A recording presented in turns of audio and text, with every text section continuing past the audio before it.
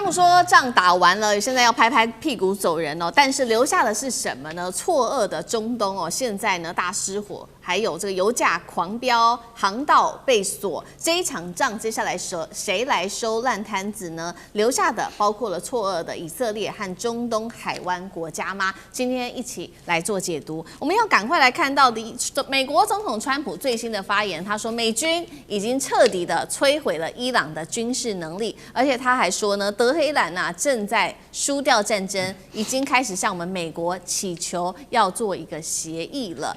話才沒說完。31號他又改口，他說伊朗其實你也不用跟我們談什麼，不必達成任何的協議，我們美國就能夠結束戰爭。好，看起來都是川普一個人在說話，伊朗方面其實沒有做太多的話。那麼川普專家就諷刺說，你川普說了一大堆，就是因為你輸慘了嘛，在現在呢這個時刻開始為自己找一個台階下，所以才會決定要撤退。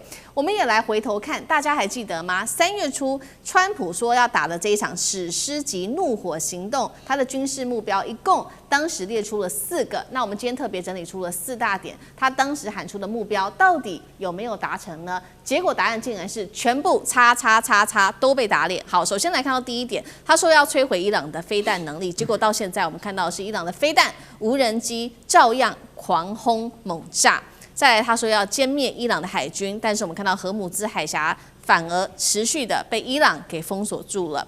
他說要阻止伊朗擁核，但現在我們看到有關於核彈的部分、核能的部分根本沒有任何實質的進展。川普還說了要切斷恐怖組織的這一些資金，但是我們看到了更多的區域衝突，現在正在海灣國家不斷的擴散當中。來看到伊朗總統他有最新的一個說話了，他說確實有收到來自於美方的訊息，但是呢，針對川普說他們有在談判這件事情，他說根本就沒有，美伊雙方到現在都沒有任何一場正式的談判。他說了，現在伊朗他也稍微釋出善意，只要能夠確保不會再次的遭到攻擊，伊朗是準備好可以來停止戰爭的。節目一開始，我們也邀請委員特別幫我們看，伊朗一邊說他要把川普一邊說他要把伊朗打回石器時代，一邊又說不管談不談，我們這一次美軍都會自己撤軍。為什麼這樣子來回不斷的改口啊？再來就是川普原本設定要摧毀伊朗的4大軍事目標，剛剛看了嘛，全部都沒有達成，這是代表川普輸慘了，所以決定要撤退嗎？委員怎麼解讀？川普每天真的可以給我們帶來很多生活的樂趣哦，就是在過去大概這10天，我們只要對比一下川普的談話，我還是要強調一下哦，你真的會強烈的懷疑他活在另外一個宇宙裡頭，跟我們不是同一個宇宙哦。大家還記得川普那個時候說了什麼嗎？川普最早說，兩邊已經談了，談得還不錯，所以原本從48小時要延後到5天。然後呢，伊朗的這個方面就立刻跳出來說，恐怕你是自己在跟自己談吧，因為根本没人在跟你談。然後接着川普就釋放出來了，說呢，真的在談，而且呢，伊朗馬上就會送我們一個大禮。就過了1天，他就說這個大禮呢，就是伊朗讓10艘油輪通過了荷姆茲海峽。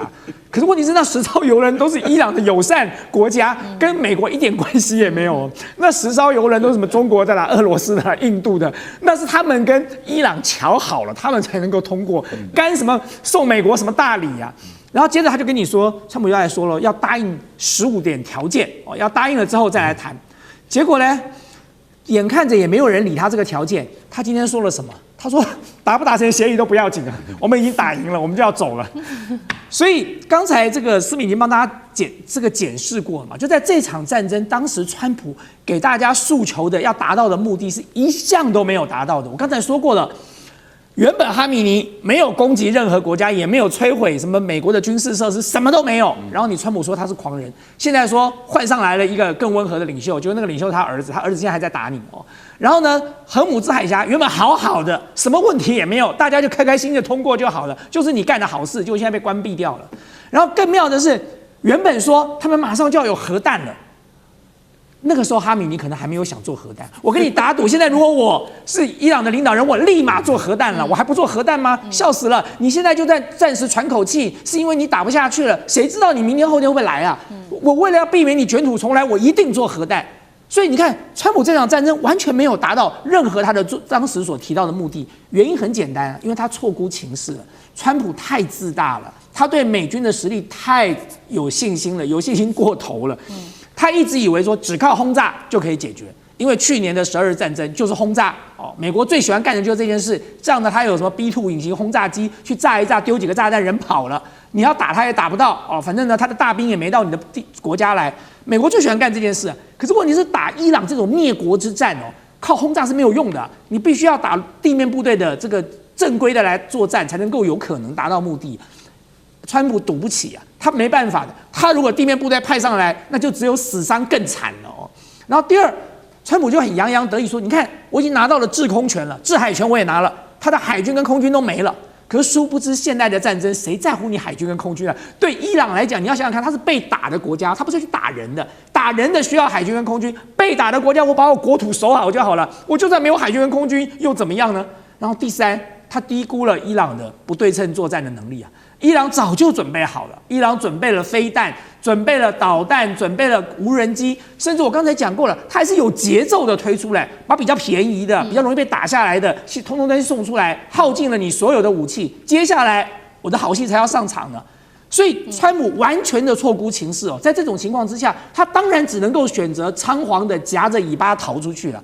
但是還是還是要回去先前我講的，我是最支持川普的人了。我覺得川普繼續在位置上繼續掌權，中華民族的偉大復興大業才能夠真正的成功。所以我希望川普，你就算夾着尾巴逃回去，也要逃着有尊嚴、優雅跟漂亮，來一個華麗的轉身吧。好，川普這一次打這一場仗哦，可以說現在突然間撤退走人，那留下的爛攤子，接下來包括了石油的問題怎麼解決，我們等一下來討論。另外就是盟友的問題怎麼解決，現在盟友很多都對他非常非常的不滿，這個問題又怎麼解決？我們等一下也一起來看。我們先來看到川普呢，針對於盟友，他又最新的喊話。這一次喊話的對象是英國跟法國，他跟英國和法國喊話說：你們拒絕加入美國打伊朗，所以呢，美國接下來不會再對你們提供任何的幫助。所以他就跟英國說了：好，你要石油是不是？那接下來你就自己去挖油吧。那對法國則是說呢，你真的是一個非常沒有用的國家。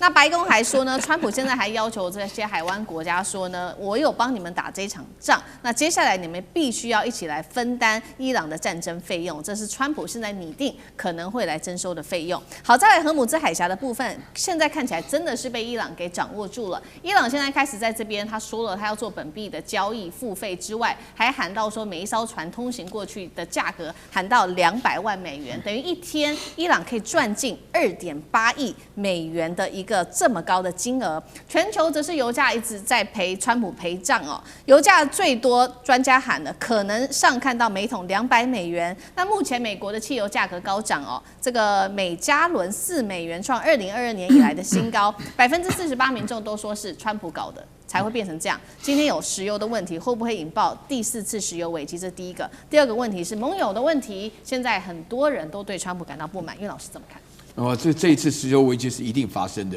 但是呢，它發生的過程非常戲劇化啊！因為第一個，它原來根本不必發生的，原來根本就沒有的事情。這47年來的伊朗被制裁的話呢，這個哈梅內伊現在發覺他是個溫和派，你把他殺掉以後，現在他兒子上來以後，國仇家恨啊！這個穆杰塔拉的話呢，基本上為了要報仇，所以這個事情打成這個樣子啊。那我覺得我分3個部分來講了。首先，第一個，大家都是受害人了。因為美國這個4美元的這個加侖的話呢，大家要知道，美國這個國家長期來講汽油很便宜啊。但我剛剛算了一下的話呢，就是它1公升等於38塊台幣了啊。那這個價格的話，對美國人來講，因為大家知道美國的基礎建設是完全用開車為主的，一家裡有一個家4口之家有個7、8輛車是很簡單的啊。所以說都是因為油便宜嘛。那現在的話呢，油不便宜了，那所有人都是情況下，美國是最大的原油輸出國，但是美國的頁岩油在提煉的過程當中，它還是依靠中東進口的石油，這個大家一定要搞清楚。所以川普自己都沒搞清楚，這個中東的荷姆茲海峽的油過不來的話呢，會使得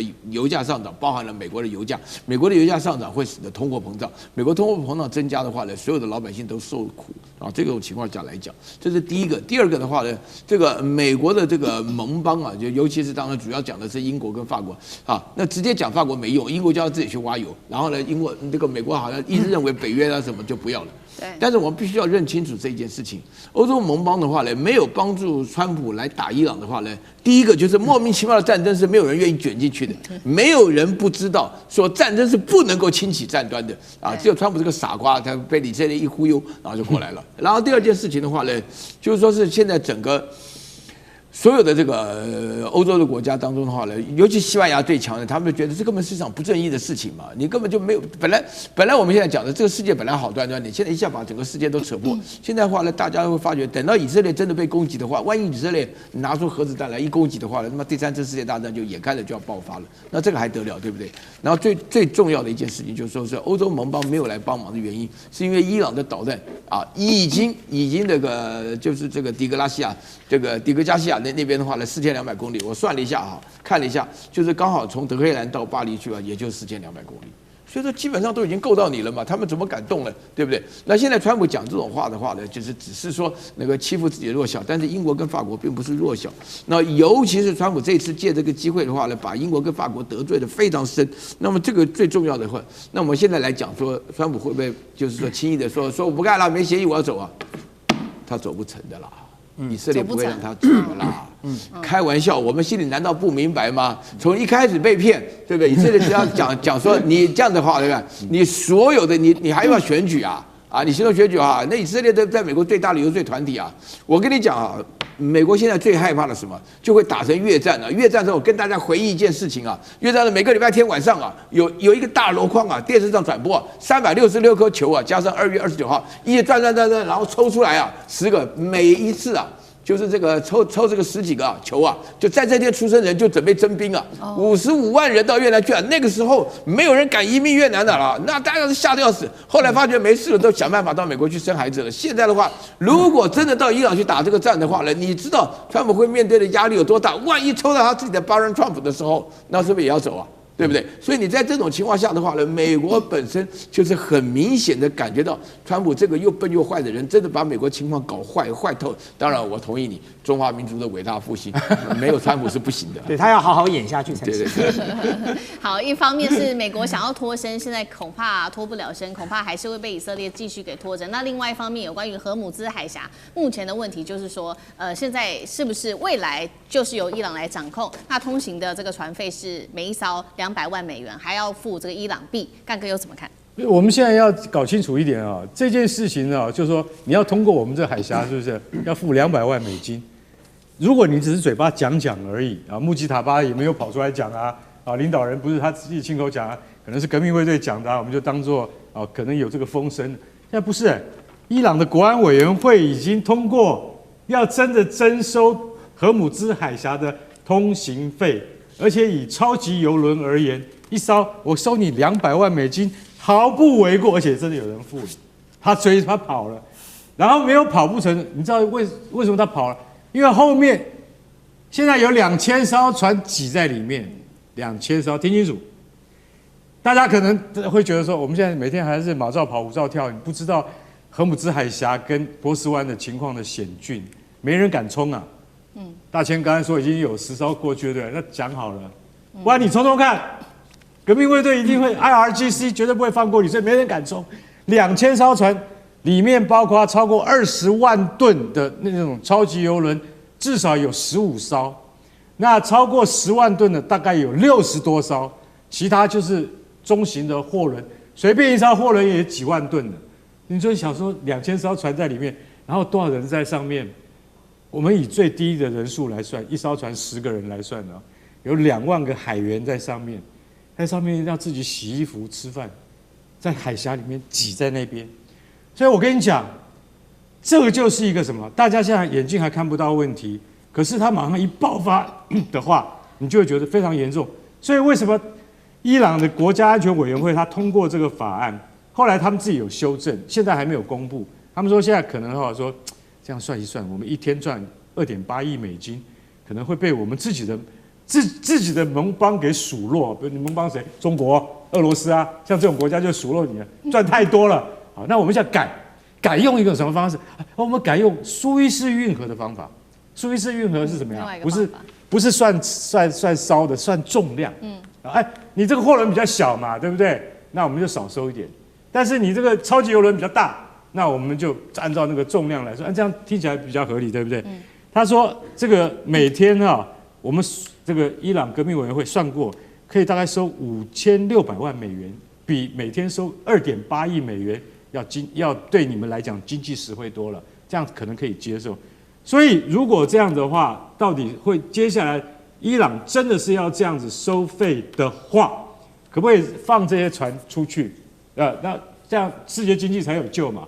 不然的話，我跟你講，下個禮拜連塑膠袋都開始要漲價。我跟你講，我們現在外面謠傳，台灣連塑膠袋可能都買不到了。不是說漲價讓你去買，是連漲價你都買不到。那天會不會真的到來？戰爭再打10天，保證那種經濟的窘況就會發生，而且不僅僅是油價跟民生物資的價錢會上漲而已。那2000艘船，看它什麼時候要出來。对，好，謝謝幹哥。那我們休息一下，馬上回來。地緣政治、內中之爭、戰略價值、強權崛起、小國生存，現在與未來洞悉事件走向，掌握世界脈動，全球觀點盡